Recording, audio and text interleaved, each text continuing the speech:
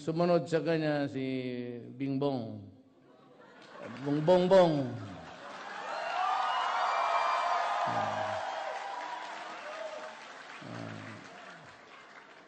Kung manalo siya sa protest niya, baka bago ang ating Vice Presidente. Siya lang naman yung mga mag-i-impeach kay Mayor Digong, hindi siya i-impeach kung akong vice. Dahil hindi nila manulok na ako magiging gagawin nilang presidente. So, I suppose the best way to safeguard Mayor Duterte would be to have me as his vice president, because siguradong hindi siya tatanggalin dahil akong papalit sa kanya. So talagang hindi nila gagawin. So that's a good way to safeguard his position. So you not support any impeachment? Of course not. Ayaw natin ng gulo. That's the last thing we need in this country is more gulo. What we need is to stabilize our political situation so that we can attend to all the problems that are faced by our people.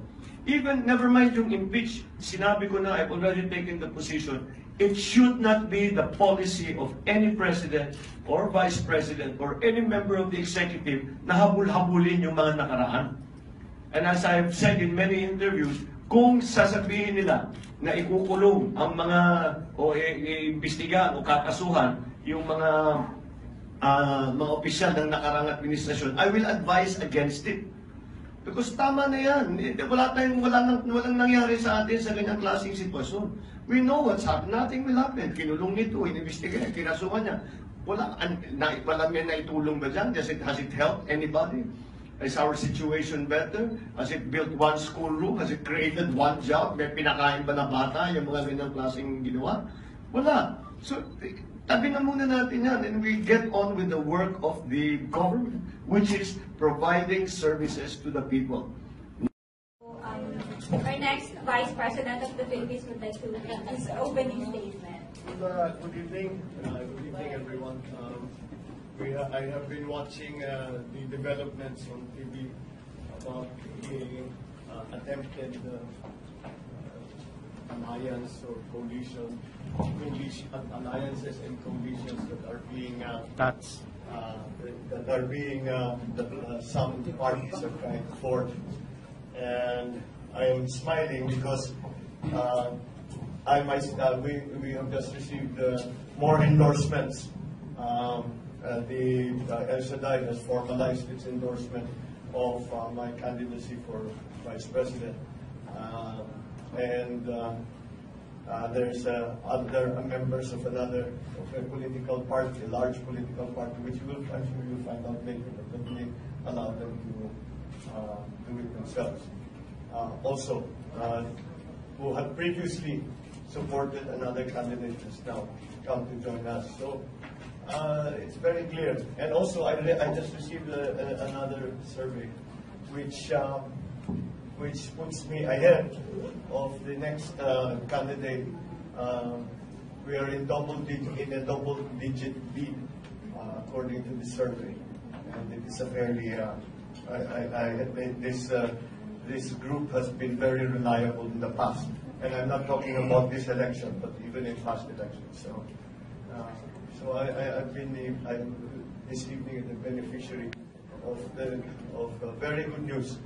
And it would seem that this is going to clarify the situation that will become even clearer on Monday, where we will post a good win for the election.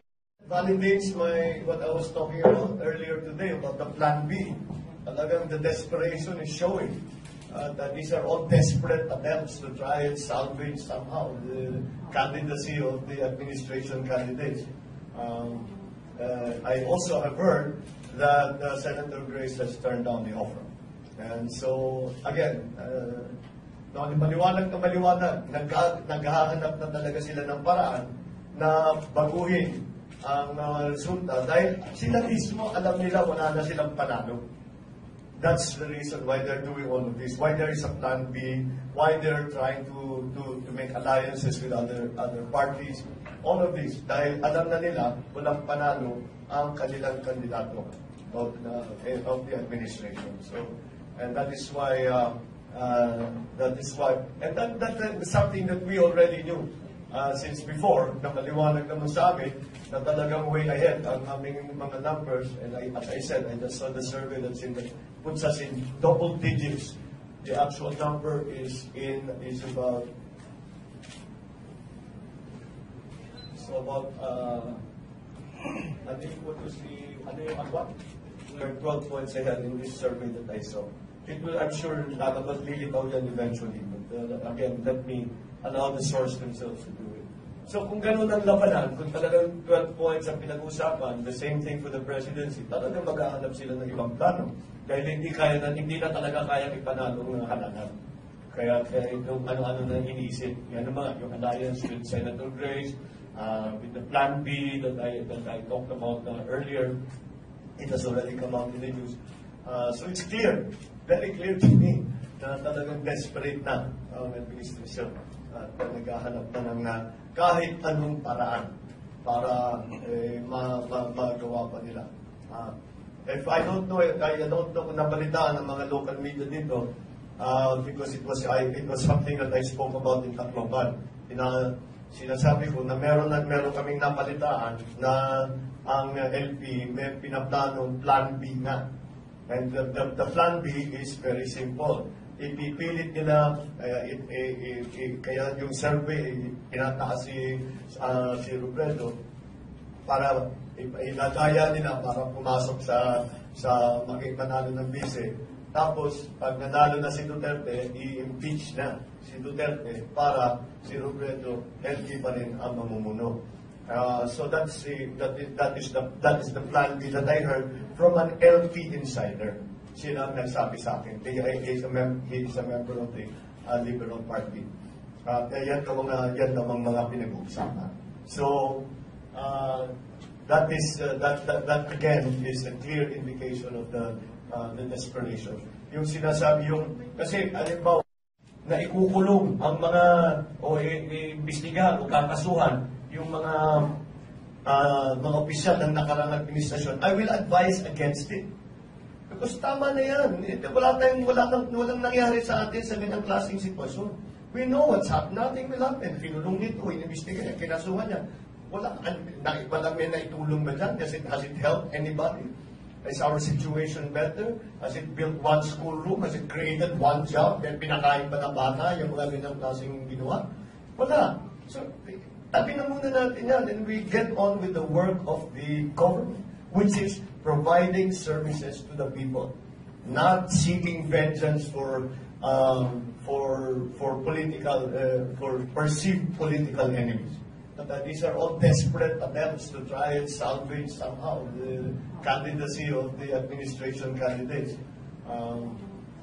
I also have heard that Senator Grace has turned down the offer. And so, again, maliwanag, naghahanap na talaga sila ng paraan na baguhin ang resulta dahil sila mismo alam nila wala na silang panalo. That's the reason why they're doing all of this, why there is a Plan B, why they're trying to make alliances with other parties.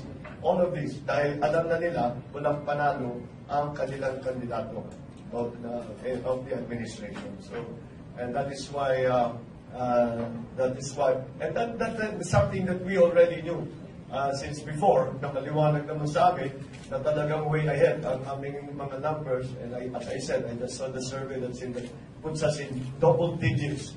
The actual number is about.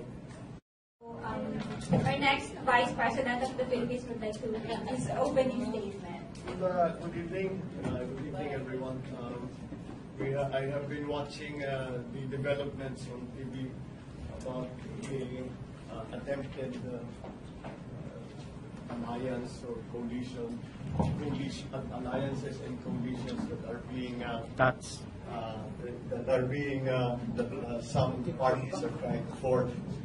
And I am smiling because we have just received more endorsements. The El Shaddai has formalized its endorsement of my candidacy for Vice President. There's other members of a political party, a large political party, which I'm sure you'll find out later, but don't really allow them to do it themselves. Who had so about what was the 12 points ahead in this survey that I saw. It will, I'm sure, lalabas lilitaw yan eventually. But again, let me allow the source themselves to do it. So kung ganun ang labanan, kung talagang 12 points ang pinag-usapan, the same thing for the presidency, talagang maghahanap sila ng ibang plano. Dahil hindi na talaga kayang ipanalo ng halalan.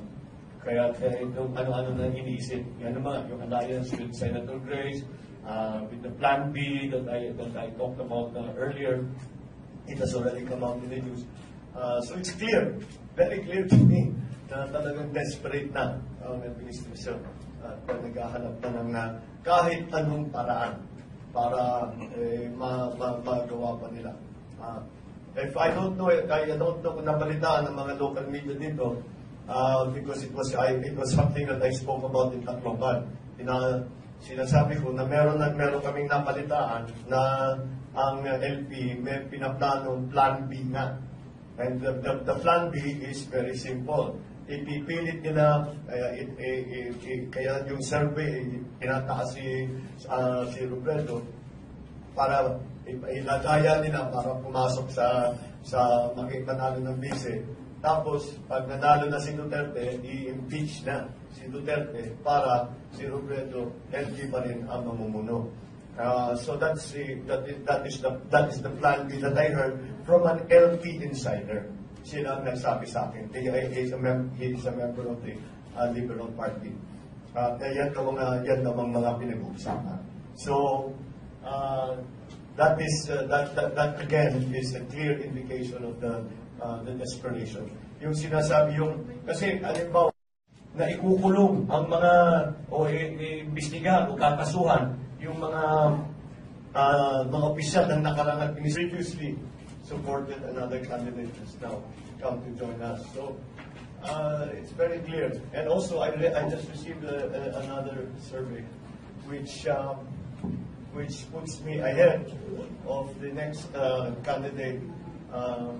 We are in a double digit lead according to the survey, and it is a fairly. This group has been very reliable in the past, and I'm not talking about this election, but even in past elections. So I've been this evening the beneficiary of very good news, and it would seem that this is going to clarify the situation that will become even clearer on Monday, where we will post a good win for the election. Validates what I was talking about earlier today about the Plan B. Talagang the desperation is showing.